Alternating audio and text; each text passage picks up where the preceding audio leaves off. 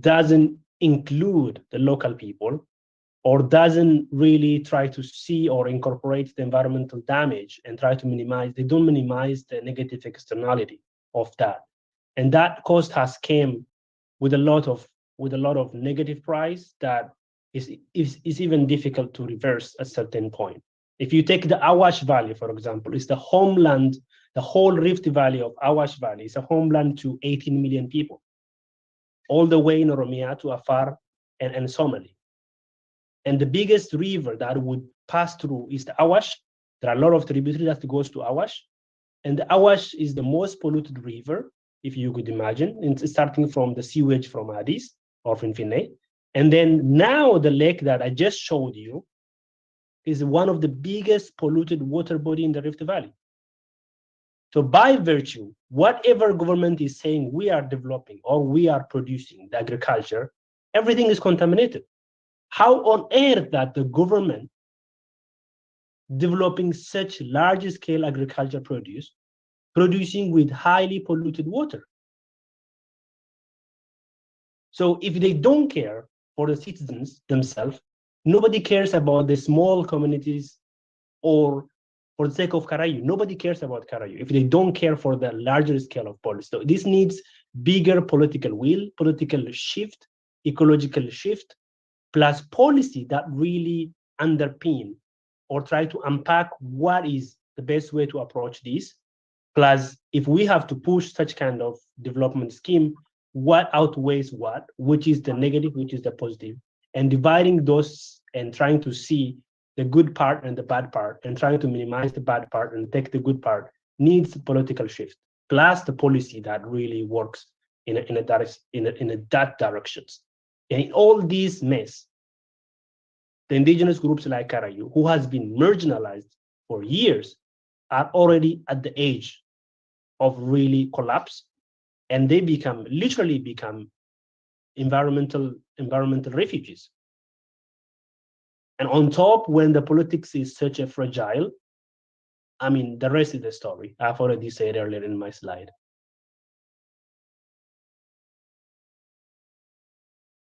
Thank you very much, Roman. Further questions?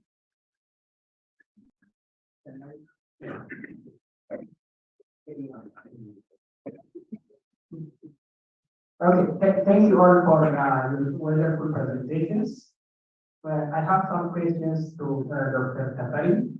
First, did you make in your analysis a distinction in terms of the opportunity, for example, whether it is between job in regional states and the federal states, because the language, access to language, and then the job, because of the fact that Amharic is the only one in federal offices, and if you make any distinction in terms of such discrepancies or differences For the salary. for the salary, yeah. And Gulru, thank you very much for this very good presentation, putting this environmental injustice into the context. That also leads to what Roba presented. I want to ask you to elaborate a little bit on, from a critical political economy perspective, or what we call liberation ecology. What do you think critical researchers or advocacy organizations and so on would do using this framework? Because it's not only unpacking the challenge, but also we need to go one step towards reversing such environmental injustice. And I think that could also go into Roga's presentation, but maybe it is to go to. Dr. Taylor, thank you very much. I really like it. I don't have questions for that, but I appreciate it. It was well done. At the back. I'm kidding. Okay, thank you so much. My question is for Dr. Kari. I do have two questions. The first one is what's the positionality of the researchers and data collectors in terms of doing data collection and analysis? My second question is on your finding. What it means for Oromo and for Ethiopia in general? For Hutu and Roba, I think you have a comment that's really social ecological system approach, which now we discussed, is really is a main framework that we can really magnify the Oromo causes, especially the three questions that autonomy, self-autonomy, self-governance, and the other one is Duma. So that we have to work on that one, and I appreciate that approach, and a lot of questions were raised for good for the Hutu. That's nice. And for Roba, I think Karedu is a living lab for Oromo in addition to Borana. So we need to really work on that to bring up the Oromo causes, especially to bring up the Oromo traditional ecological knowledge and cultural system to bring up to just hybrid with the current modernization and then develop the Veda system and others. So that's good approach. And for Dr. Galato, I think you presented a very nice way forward, and it could be nice if we could start working on that strategic document. I think I can say strategic, or if we can get that document, it would be very good to start up thinking how to enhance that multicultural democracy, even not within Ethiopia, but within Oromo itself, because in Gada system we have different diversity, and so we need to really capitalize on that multicultural diversity. So let's collaborate and work on that one. Thanks so much.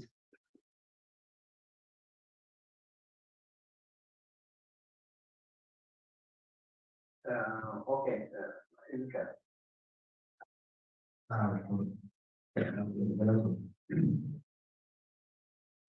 what do you mean by multinational democracy? What does that mean in the first place?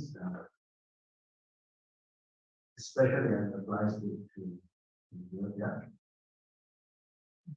And a related question is that there are people who do not believe in equality elite or even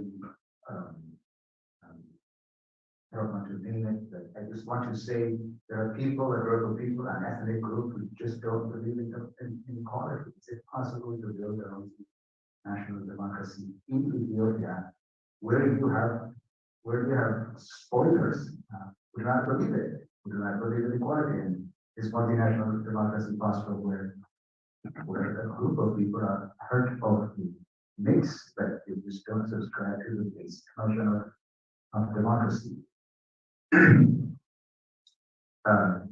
Thank you for the paper. This may be just about assumptions. What is the purpose of mother tongue instruction? Is it to facilitate basic learning outcomes at the primary level, or is it to prepare people for the labor market? Now, it is also to prepare for the labor market. Those skills that are necessary for employment usually come much later, not at the primary level. But I think that the mother tongue instruction always focuses on the primary and maybe secondary level. How do you differentiate that? The acquisition of the skills that are necessary for employment or for salary. And today, the competition for the labor market is not just national, it's not just continental, it's global. So, okay, so one of the findings that you're finding is that it has a positive, mother tongue instruction has a positive impact within the country of origin, but doesn't help people to acquire international language. So what would be the impact in that respect? Like just these are basic assumptions about education in South Africa. That's it. Okay, thank you. The questions are to Udu, Roma, Kello, and then Zachary. We'll go in that order answering the questions. Udu? Thank you. Thank you very much for the questions. So Asabe's questions as to what to do, what do critical researchers in the tradition of liberation ecology and advocates, environmental advocates could do or should do. I think the most important part is the intricacies and the interconnected nature of these dire socioeconomic and environmental situations need to be clear. And for that reason, probably what we know is still little. So digging into the realities pertaining to the interconnectedness and the real material impacts of these realities on people need to be researched. And in the process, actually, what we are trying to do then, if we locate hotspots of problems pertaining to environmental pollution, for example, as Roba is doing, if that could be uncovered or made visible in a context whereby the state actively tries to make it invisible, then the first step is to study and document and present it for platforms that could use for advocacy purposes. Again, political ecology has a lot of potential to offer in this relation because the idea of liberation ecology itself actually is rooted in decolonial approach to understanding environment, society relations. So making it visible in a context whereby the state is actively trying to make it invisible. Okay, we don't know really all the problems that are pertainingly currently actually severely affecting our people. That which we know is not exposed yet. Okay, exposing what has been known, what has been studied, and studying what has not been studied yet is probably one of the main things that we can do as critical scholars in the field. Very briefly on this question of self-governance or something that connects to self-governance, if that is addressed to me, I actually encourage to look for alternatives. Now we are unhappy, not just unhappy. The situation of our people is so dire that it is a question, it has become a question of existential threat. While that is not something that should be repeated in a context as if we are hopeless, but that situation should be taken seriously and alternatives should be sought, as I said earlier, not within what is provided by the Ethiopian state, but without the Ethiopian state. Being unhappy with the way the world is governed, actually being unhappy with the state of development and the inequality that is reigning across the world, people are trying to seek for alternatives to development, not within development. That is a notion of post-development. And I think in that context, the Oromo could somehow try to rethink, reflect on possibilities of envisioning its own alternative visions of development as to how to conceptualize development itself and what sort of practice should evolve from there. Let me stop here. Thank you. Robert, do you have anything to say? I think Guto has covered a lot. The only thing that I would I would add is in terms of development, what Ethiopian government has been following still, I will go back to the pattern and then where we are going today. Apart from the physical discerning that is happening to us, the environmental issue plays critical role because we have a lot of values that as Oromo, when I say we as Oromo, we have a lot of values that for the environment, what connect us to the environment, and a lot of things are on the ground. And as a good to say, it's those things has to come up, and we need to do deeper research that would really not to take the concept of development as it is, but think out of the box and present those things. For example, in the campaign of global climate agenda, for the first time last year at the Sharm el-Sheikh COP 27, the issue of adaptation and the issue of loss and damage became at the top agenda. And what does it mean that? Adaptation has been ignored for years. I mean, since the Rio.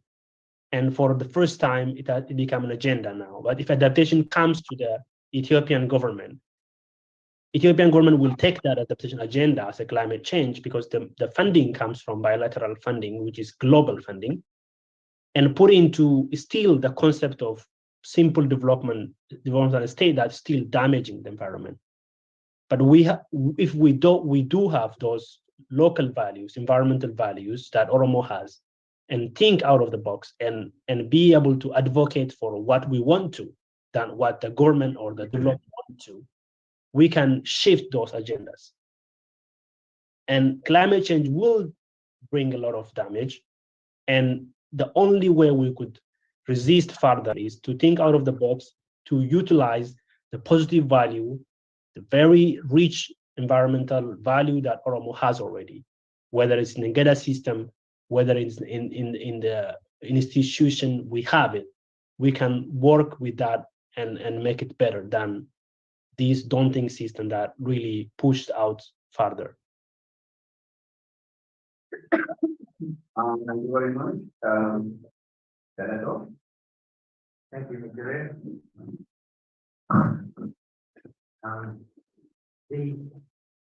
My ideas about multicultural democracy in Ethiopia are very much a work in progress, and I do not have an action plan written down.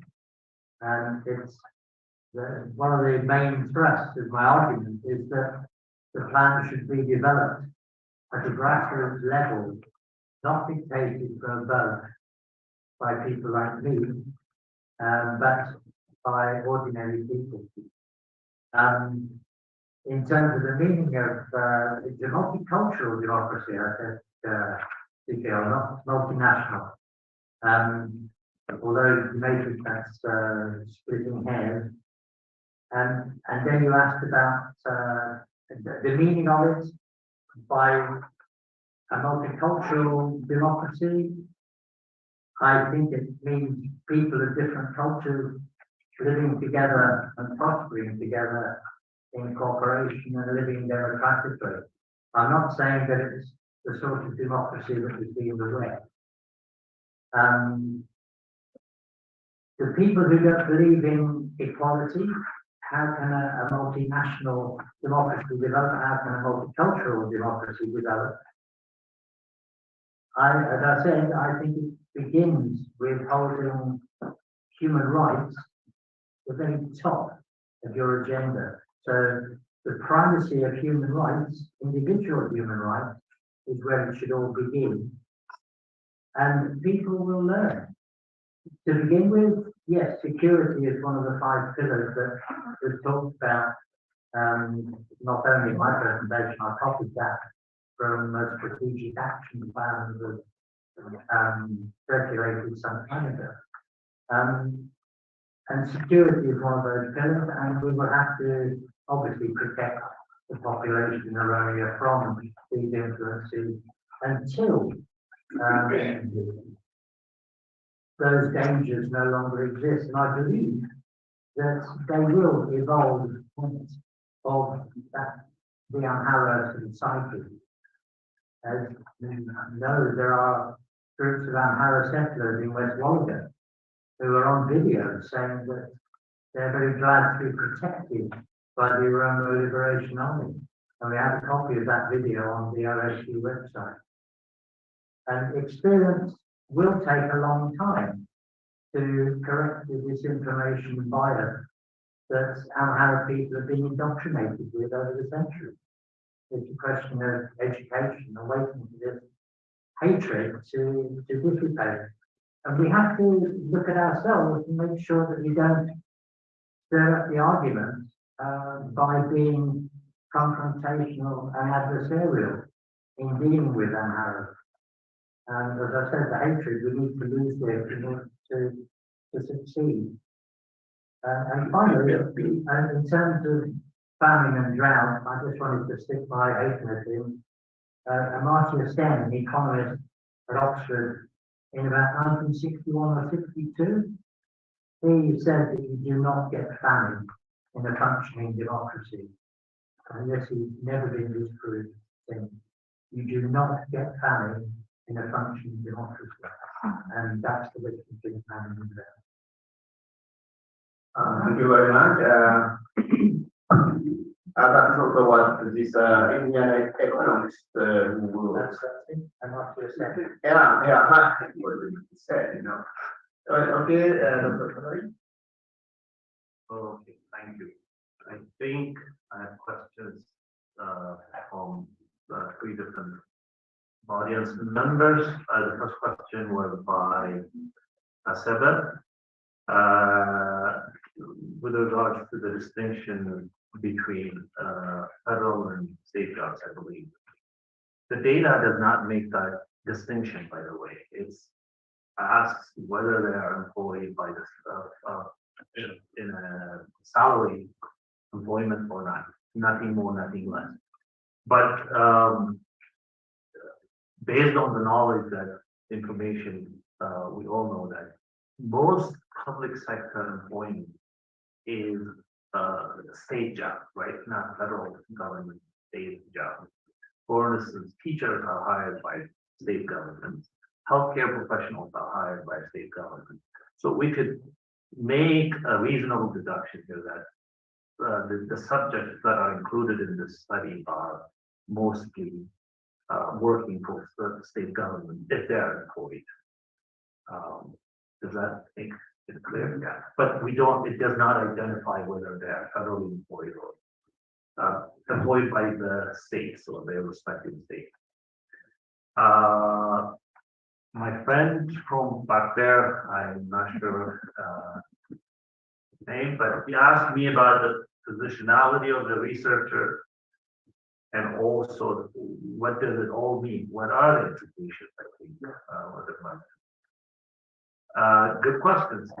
In terms of the positionality, I didn't conduct the survey, so I cannot speak on behalf of those who implemented the survey on the ground. But based on the fact that these are credible institutions or working with credible institutions, faculty members at Oxford who oversaw the implementation of the survey. By the way, that survey is not is implemented not just in Ethiopia, but across the globe in developing countries. Not all developing countries, but selected developing countries. India is one of them, and there is a couple of but we focus on the data from Ethiopia. So I cannot, guarantee that they pursued this ideal principle of a researcher when they conduct a household survey or a school survey, whatever it may be. But we can fairly assume that they understand this very well. The implications, what could be done about it? So what does it mean? What it means is really institutions and policies must be adjusted, okay, to optimize the developmental impacts of mother tongue instruction. That's what it means. As it stands currently, the overall social infrastructure in Ethiopia does not support a more robust implementation of the language of instruction policy that was implemented in 1994. So, for instance, specifically, regional states may consider instituting labor laws that afford workers the legal right to work in their native languages in their respective states. And this is not new to Oromia. Multinational democracies like Canada and I believe Belgium have these types of, and Switzerland have these types of laws. Employers are obligated to hire workers in the language they speak. So basically expanding what was started in the early 90s, deepening it is what I am proposing here. What the implication of this study is. Coming to Ezekiel's question, what was the purpose of the policy was the first one, I believe. And obviously, the purpose of the policy was to promote learning, right? To facilitate learning. With the expectation, I'm assuming that increasing cognitive capacity would translate, or increased cognitive capacity would translate into enhanced employment opportunities. That is what the literature in labor economics suggests. Increased cognitive capacity definitely has the advantage of sort of increasing your employment opportunities and whatnot. There's no controversy when it comes to that. So that's basically what we would expect to see when students are sort of learning better and know better, so their labor market prospects should increase as well. That's what we should expect. If you don't mind clarifying for me, I think you asked me 3 questions. The second one was about skills. What kind of skills do they learn? Yeah, I was assuming that for one to be employed, they needed skills that are sell to the labor market. Yeah, the skills they acquire are the skills that should help them in their labor market. Their numeracy has increased significantly. Their knowledge of math has increased considerably, really considerably. And when you look at the standard deviation, the sort of the improvement in those scores, that should somehow be marketable, whether it's national in the national labor market or in the international labor market. So I think that addresses both your questions. Have we conducted a study internationally? No, of course not. But a national study can reasonably be used to suggest that this is a skill that they have acquired, so their opportunities should increase as well. Okay, thank you. I have the panelists for this session. Next session, we'll tell us what to do. Okay. Yeah, now we proceed to the last session, which is very brief. Using the opportunity that we but we want to wrap up this conference main points by raising kind of major questions in which the presenters from today and also from yesterday, from the room and also from the online can address briefly. And it won't take much of our time.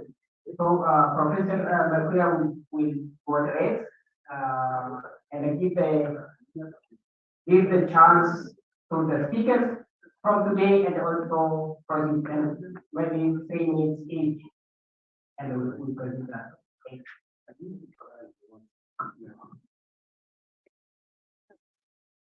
Yes, thank you very much.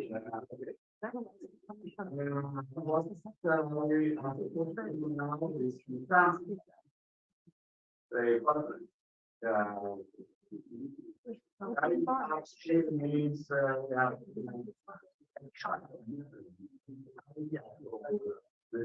from yesterday and from today. In Africa, with the thought of summary of the conference.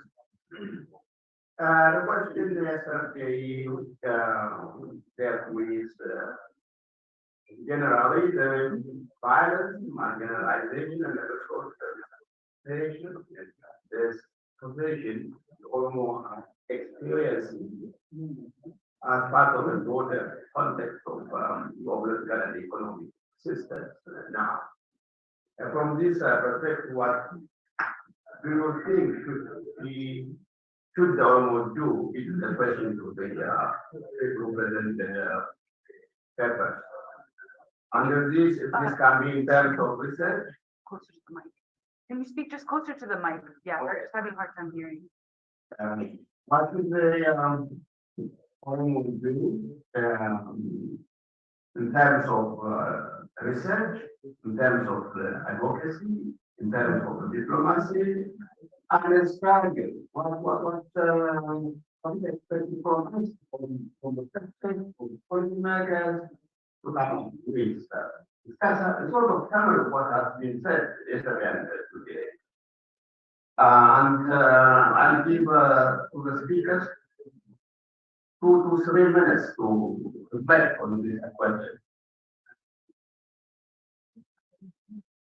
I start with today's presenters and I scared from yesterday. Can you join us again?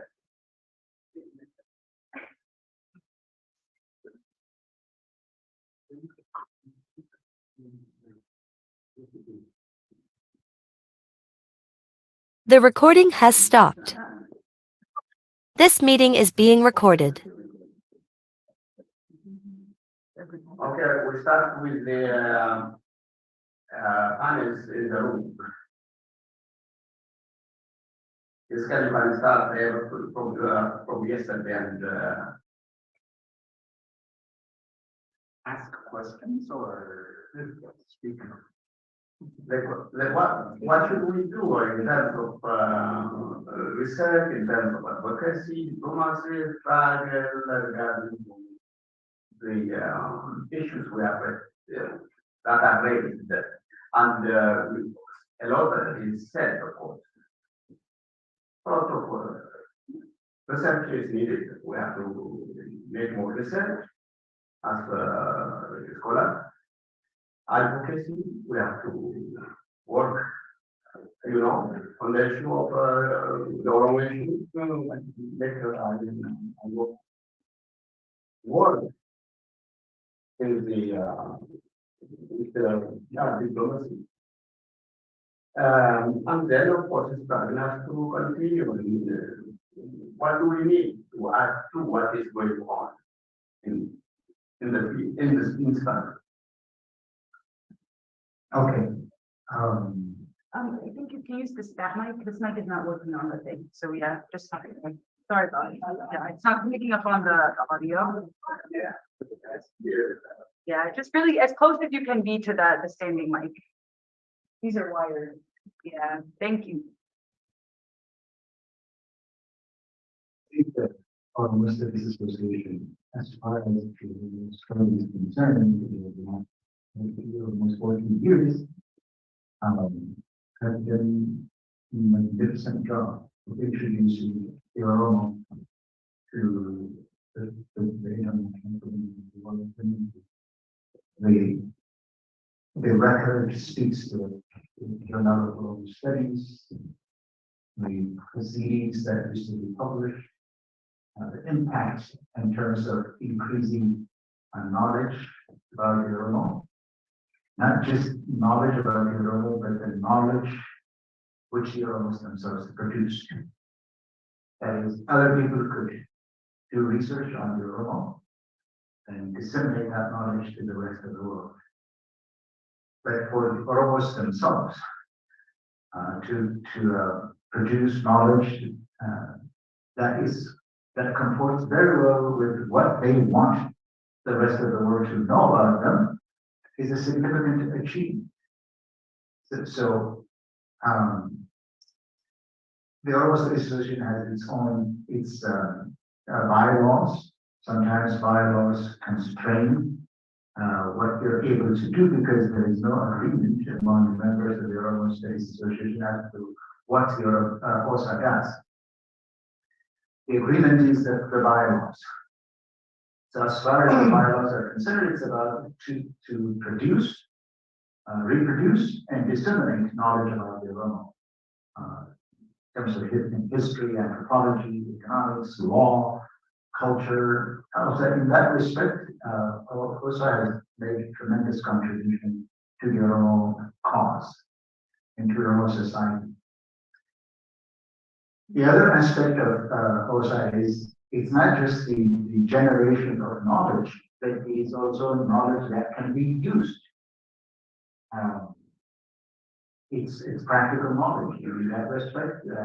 All the universities now we have in Oromia, in Ethiopia, they have Oromo studies or Gada studies or some other aspect of the Oromo as institutes in all of those universities.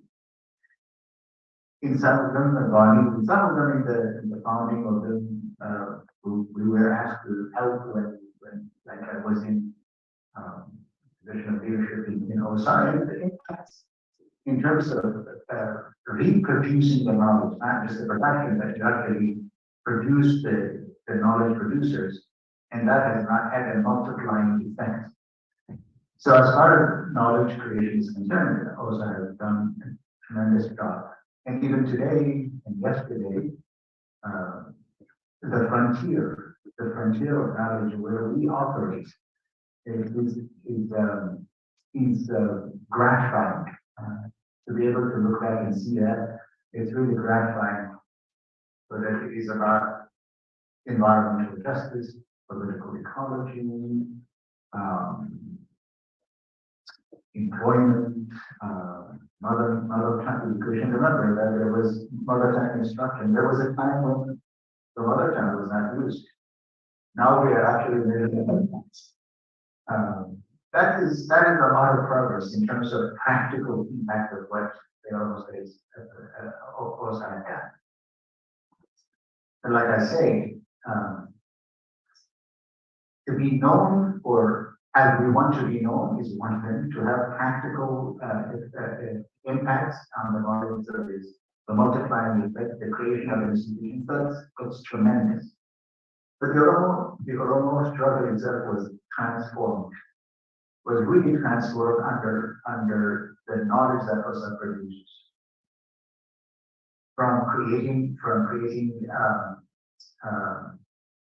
a knowledge about the Oromo that is resistant to Ethiopian knowledge creation about the Oromo in the 1980s. It was a resistant education, pushing back to having meaning to the Oromo studies, Oromo nationalism, to define what Oromo nationalism, from resistance to actually resistant nationalism or negative nationalism, that the nationalism is against something rather than for something. Today, the nationalism itself is about positive nationalism. It's about wanting our own back rather than being against something. If that is clear, what I mean is that the Oromo nationalism is today, it's not an anti-nationalism, it's actually an Oromo nationalism about the reinstatement of what we lost. It's about the love of the Oromo rather than the hateful and that. That's also an achievement of the Oromo Studies Association. What should be done? There was a question yesterday about the international system.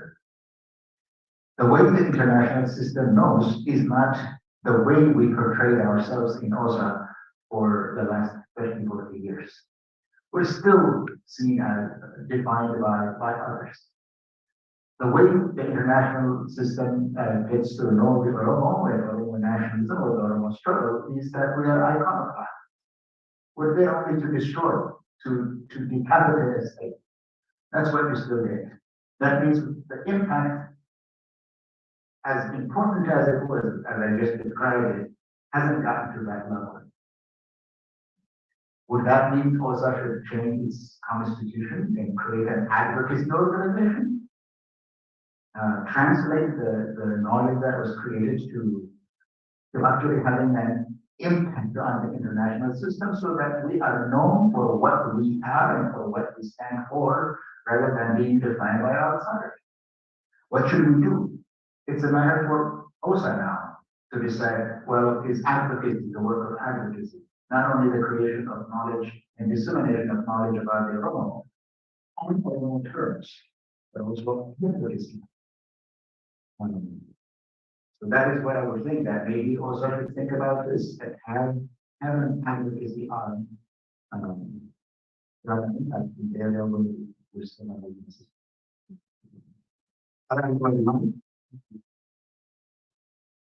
Thank you. As Ezekiel said, I think we should persist in what OSA has been doing. This conference has given me lots of new information, including Catherine's paper just now, and new ideas from yesterday's presentation from Gaveni in terms of the looking beyond accountability in the immediate level for human rights, we're looking at the structural responsibility for human rights abuses. And Ezekiel's ideas about the bigger scale of history and how this is going to be impacted upon by the Oromo. The deepening of knowledge that we have, yesterday's papers, which are brilliantly from Ethiopia, which is landmark stuff from Gindar and Marga, and the film that we've just been from Rover. And in fact, I found it very, very moving and profound without any of the sound. And I think the sound might have been distracting rather than adding to the thing. I was profoundly moved by that and the sense of potential loss that film showed. So OSA should continue what it does well in terms of information gathering and dissemination. And obviously we should continue to document human rights abuses and continue to disseminate the information that we have to the so-called international community. So this conference to me has been very successful, and we should continue to do the same. Yeah, thank you very much. Yeah. I don't really have much to say. No additional insights.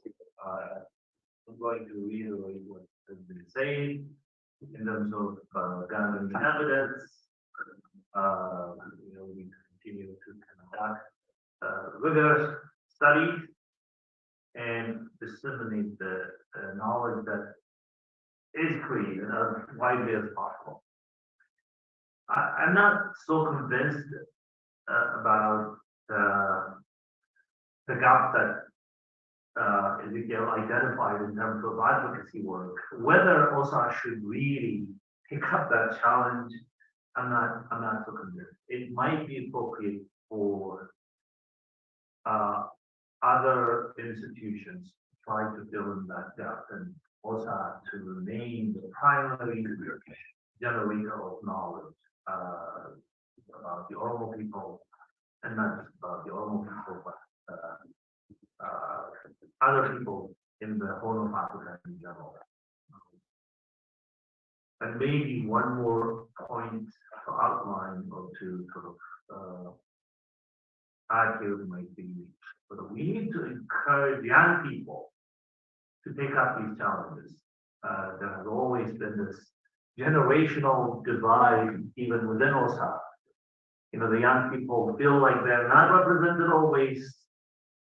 I'm not saying the sort of the senior scholars in OSA are not trying to include them, but somehow there's this tension. I mean, I felt it when I was the president, and the complaints you hear, all of you hear these complaints. They're not new. We probably within OSA need to be as cognizant as possible to the needs and demands of the youth and try to include them as much as possible. That's all I have to say. Thank you very much. That is well, and you are already very active in OSA. You see, the secretary,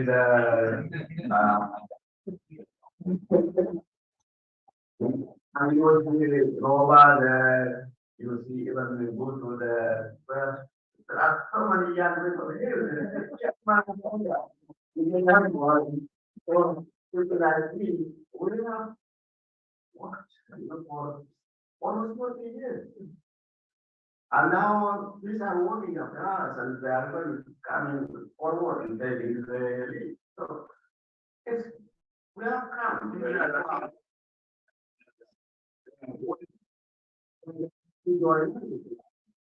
Now I give chance to Gudu and Roba. Oh, Many are on from yesterday. and then Asap, are you there, Dr. Asap?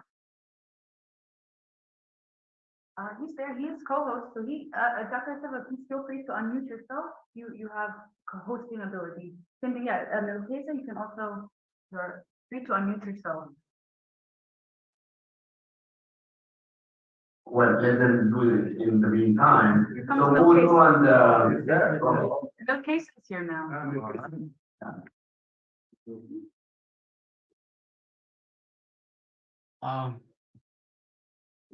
Can you hear me? yeah, we do. Yeah, thank you very much for this opportunity again. I want to comment on the nature of Ethiopian state and the role it is, playing in the Amhara expansionism to Oromia or the direction of Karayu that was presented by Roba and Gimbar yesterday, and also Gamechu Abashu also presented the Amhara's expansion into Oromia and how the role of Ethiopian government, the role of Oromia government in this perspective. And I want to comment the nature of Ethiopian state and the nature of Oromia state. But before I comment on that, if there is a change in Ethiopian state, the nature of Ethiopian state, the political nature of Ethiopian state, and if there is change for the Oromo people, I believe that OSA can change its direction, its leadership, its mission, its vision. As long as the Oromo problem persists, I don't see, because I was part of Ethiopian state for over 2 years, and I have at least 2 year experience in the party structure, in government, and in bureaucracy, how things are working. And so I recommend OSA to continue what it started 40 or 30 years ago, and that is my personal observation. The knowledge we need is, I think we have to continue because the situation that our people are in probably is far worse than 5 years ago or 15 years ago or 20 years ago, from my own personal perspective. And I don't recommend OSA to be radical than what it was. And for me, OSA has been moderate in producing consumable knowledge. I was part of students who opened up his or her eyes reading OSA's publications, researches, and productions. And so I have to acknowledge that, and I have to thank OSA for doing that productive works. And I recommend OSA should should be consistent in this regard, and keep on producing. And this time I don't see even production on this in this regard. And and I directly go to our main topic. I felt that my presentation was similar with except geographical areas, but there are similarities across presentations yesterday. I focused on Central Oromia and Gimbar, and today Roba Bulga focused on Karayu, and Gamachu Abashu focused on Western Oromia, Walaga. Why this is happening today? Why it continued to happen? This started 200 years ago, but it continued. It continued, expansion continued in another way. So my major explanation should be the nature of Ethiopian state itself, and how it sees the Oromo, and how it keep that type of attitude towards the Oromo public. For example, I was member of the Central Committee of the ODP. I have been part of the problem during my stay in the government and in the party.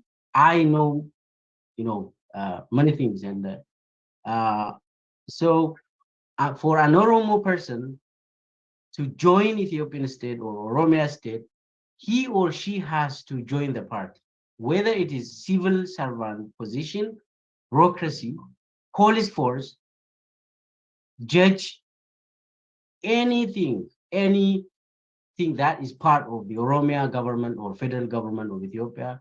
You are required, not by law, but by political practice, that you need to be member of the party. You go through party's line, and you have to pass the party's requirement. So what is this party's requirement? An Oromo should be, you have to buy the ideology of the party. You have to, there is a boundary for you to run in, work in, think within that boundary. If you go beyond that, the party, they say, will eat you. So many have been eaten.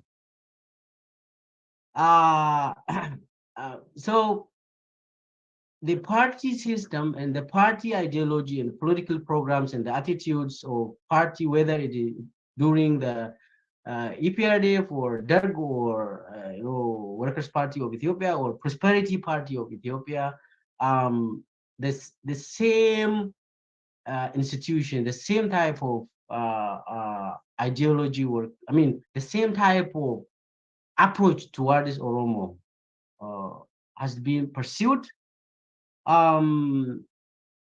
Therefore, my argument is, an Oromo joins Ethiopian government bureaucracy or police force or leadership, not to defend the Oromo's national interest, but to defend the party's interest. People say state party fusion, it goes beyond that. The state is the, Please summarize for us because you have used your 2 minutes. okay, yeah, right, yeah. So the state is there to serve party's interest, and the party is above the state, not equivalent or a kind of a fusion, but party is above everything. Therefore, an Oromo's personal behavior, thinking, and his or her Oromoness should be governed, and it should be managed. Otherwise, you will be, you cannot stay within the party or within the government or bureaucracy, civil service. Every 3 months, all members of civil servants in Oromia should take training, party training. So we go and brainwash. That was a kind of things that I want to mention, and therefore, Oromia's government is not there to defend the national interest of the Oromo people. Therefore, any invasion, any annexation, any occupation of Oromo land can happen, and without any resistance from the Oromia government or local governments. As a result, even the members of the Gada leaders in Karayu massacred, and the Amhara nationalists and expansionists were allowed to occupy more than 10 kabales, and that is a kind of a joint operations. Therefore, this is what I want. Thank you very much. Thank you. Yeah, Roma, Udu, I don't know if others are there. Asafa, can you continue with the questions? Dr. Gutu, Roma, Dr. Asafa? Dr. Makuria, Yeah. I don't know what I joined later. I don't know what the question is. I don't know what I have to address. I have been traveling. Can you shortly tell me what I should talk on? Yeah. The issue is like this. We have had tensions from yesterday up to now. Please talk to the louder speaker. I don't hear you clearly. Yeah, we have been discussing issues since yesterday. Ideas have come up, but of course we know what we have discussed, but we want sort of a summary of what has been said. Not only on your paper, but what we want to say is, from the perspective of what has been said, from yesterday and today, what do you think should the Oromo do in terms of research, in terms of advocacy, or diplomacy, and in terms of continuous struggle? Sort of a reflection of what we have been saying. It's a very general topic. I'm not sure whether I get it very well, but let me say a few things. I think that what has been discussed is good, but it's not well focused, particularly considering the problems that we are facing today. Sometimes we forget that we are facing a very survival issue. We have been targeted for destruction, I don't know how many of us understand that. We are facing a very dangerous time that during the last decades of 19th century. And because that confusion comes from misunderstanding the nature of the Ethiopian state, misunderstanding the nature of the current government. So we are not well focused on what we are doing, and what we can do is only we do what we can do if we survive as a people. Really, I believe that our survival is under question.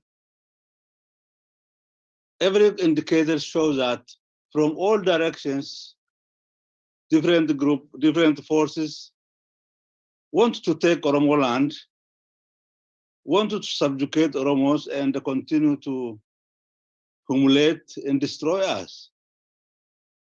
I don't think OSA or most of us are understanding or intentionally ignoring, or I don't know, intentionally ignoring it. Particularly the current regime, what's the intention of the current regime, which is wearing Oromo clothes, at the same time destroying Oromo. We are failing to understand that. And the role of OSA should be working on the survival of the Oromo. And the knowledge that we produce is not only for sake of knowledge, it should energize, organize Oromo people. In another word, we need knowledge for liberation, not knowledge for sake of academic entertainment. It must directly show what's exactly happening to the Oromo and raise the consciousness of Oromo. Because Oromos themselves are one way or the other are engaging in their own destruction. Some of them become Ethiopian forces. Some of them are just localizing, doing small things. And our people are facing a very threat. Our people are facing threat. OSA was created to produce knowledge for liberation. Unfortunately, the knowledge we produce don't reach to the people. Books, articles, they don't reach to the people. And we are living in exile. We produce in English. The knowledge we produce do not directly reach to our people. OSA should try to, one way or the other, finding mechanisms of disseminating knowledge that have been produced, written in the books and articles in different forms. And I think Oromo scholars should not entertain the idea of becoming neutral. We have not that kind of, we don't have that kind of condition.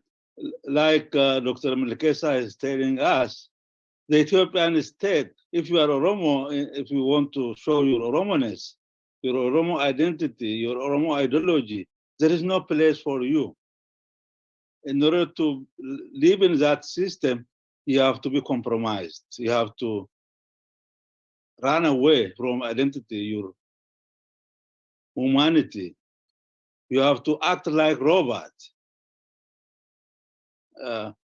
I think people like Dr. Melkes have moral responsibility to come out and show, demonstrate to the people what kind of state exists in, whether regional or national, federal, so-called federal. There is no federal government in Ethiopia, but whatever name they call, what kind of objectives they have for the Oromo people. Because he lived in the system, he showed how the system works, he's tired of it and left. So living alone is not enough. Also, briefly mentioning those things are not enough. It is very important to demonstrate to the people that they are facing very serious danger. And the name Ethiopia is really hostile to the Oromo. It wants to try to destroy Oromo.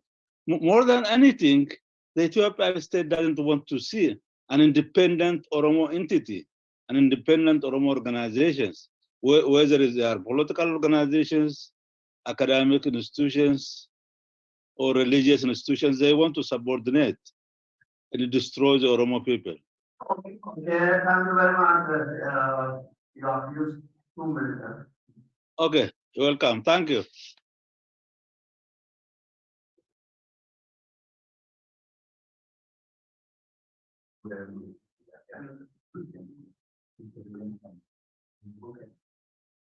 Now I will want to give very short time, 2 minutes each to Utu and Yumba. Thank you. I will be brief. One, any colonial project actually starts by committing some kind of epistemic injustice. What OSA has been doing is to reverse that trend and counter by rectifying and producing Oromo knowledge that counteracts that epistemic injustice that has been committed against our people. And that is a commendable job, which has come very far. And the pioneers of OSA and those who followed in their footsteps should be commended for that. Only one point to add. Now, 2 layers of attention are at stake. One has to do with the issues that has urgently engaged us. But the other one is looking long-term solutions and alternatives. In that sense, probably we need to look beyond Oromo questions, Oromo national interests, and try to see how it engages with international system in a way, not to compromise Oromo interest, but really to see the synergy. In that sense, we need to look for ways of appropriating the national trend in advancing our people's interest, which means for me, for example, to be specific, pertaining to environmental justice, there are trends of thinking in terms of planetary justice, for example, multi-species justice, and inclusive terms that actually includes humans and non-humans. And that trend is not very far from Oromo cosmology, Oromo worldview. And probably young scholars in this field could be encouraged to pursue how to really think about what local indigenous knowledge of Oromo could really capitalize on the international, the trend that is going at international level. We see alternatives being introduced, for example, from Latin America through conceptualizing development in terms of living well, buen vivir, they call it, and concepts of Ubuntu is being propagated to some extent from Africa, but indigenous cosmology or knowledge system that comes from Oromo knowledge system is not pretty much used, or at least not really to that extent. So we can think of similar trend that could be cultivated within Oromo, especially by young scholars in the field, and OSA could support this process. Thank you very much. I'm not here, so I thank everybody, the panelists and the participants, and now I give the floor to our chairman. Oh, President. Okay, thank you, Professor Priya, for moderating this session for a long time now. I've been from our case, our thank you very much, the presenters, and also the ones who joined from yesterday to wrap up today's session or the today's session general. Before I close the conference, I would like to also give the chance to the OSA board chair, Lady Janata, to give online view. Online. Not now. Do you see me? Oh, I see. Yeah, yeah. Different names. Sorry, I've been to So, those. Kulani, welcome, and after Kulani's short closing remark, then I will also conclude. Thank you. Thank you, Dr. Saba. So as we close out this conference, on behalf of the OSA Board of Directors, I would like to first express my deepest thanks to the conference organizers, the OSA President, Dr. Saba, and all of the presenters, and all of you who've attended in person and virtually from different corners of the globe. We appreciate you. We appreciate the work or support of each of you. I especially want to thank again the OSA conference presenters. All of you have made deeply informative presentations that both enlighten us and challenge us. And for some of the presentations, to be honest, I think the findings were devastating to hear. These presentations, I'd just like to summarize a little bit about what I sort of realized while listening to all the presentations. They give us a snapshot of the Oromo condition, politically, economically, environmentally, and also the historical factors that led to these conditions. And I wanted to highlight a few key themes that I think connect many of the presentations, just as a takeaway for all of you.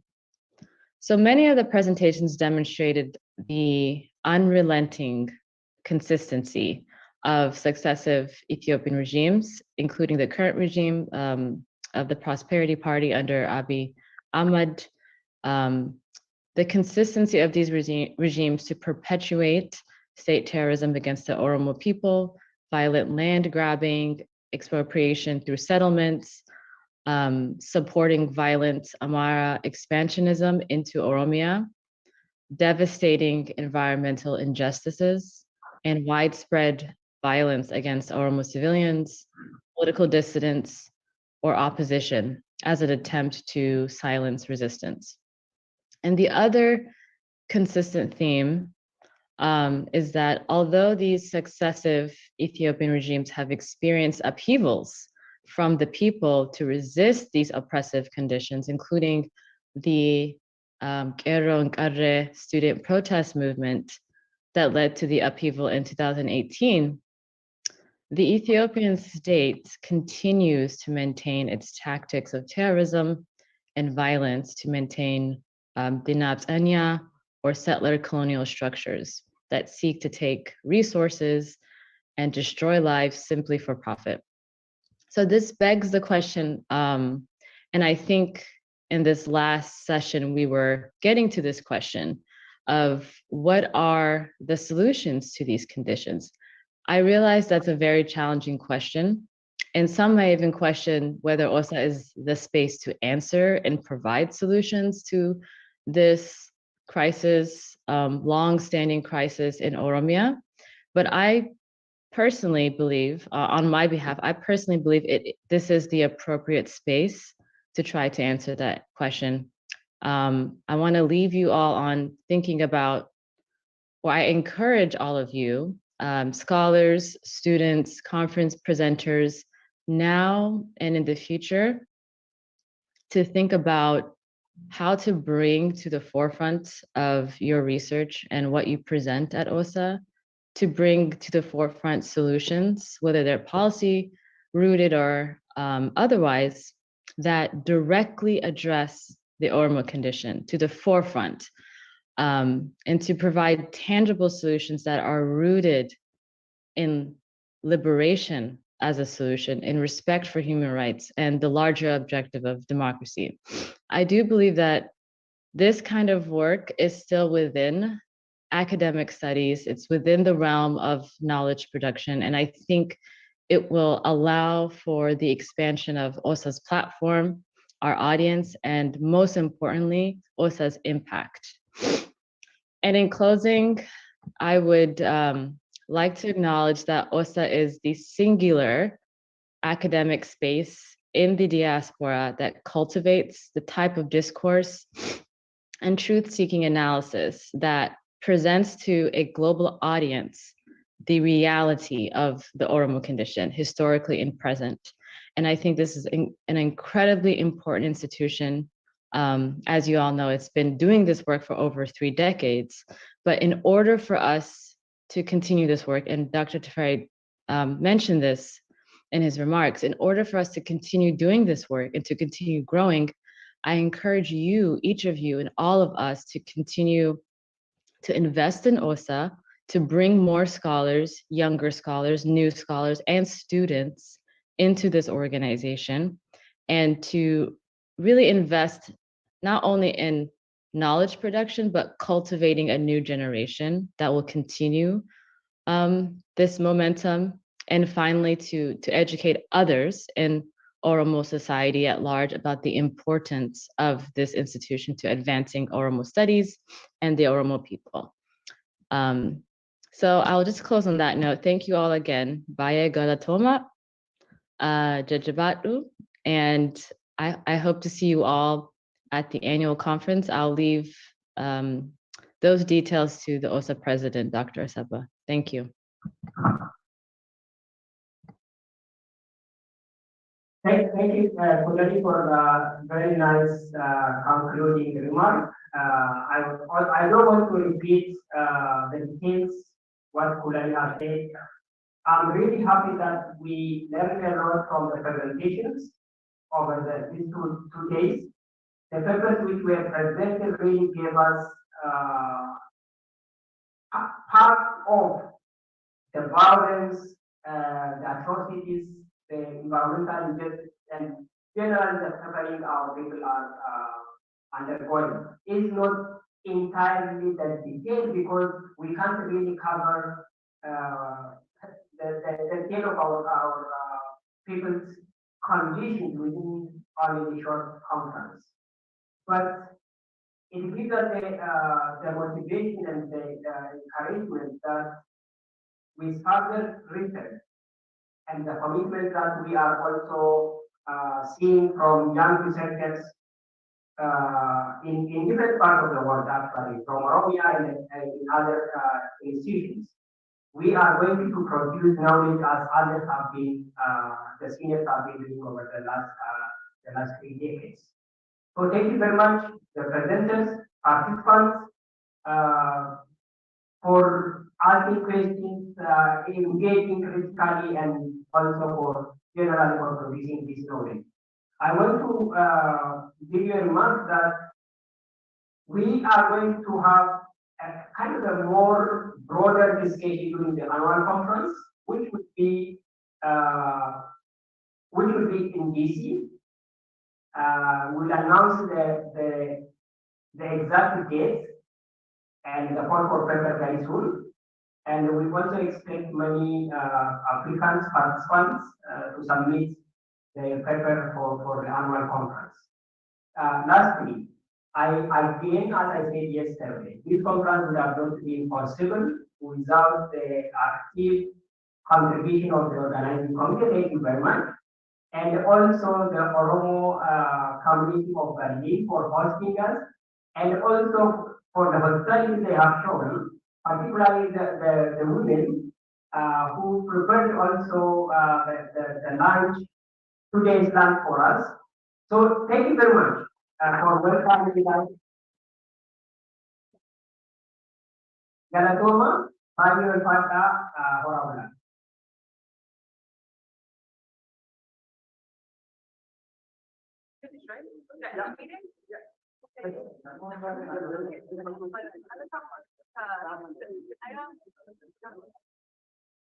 The recording has stopped.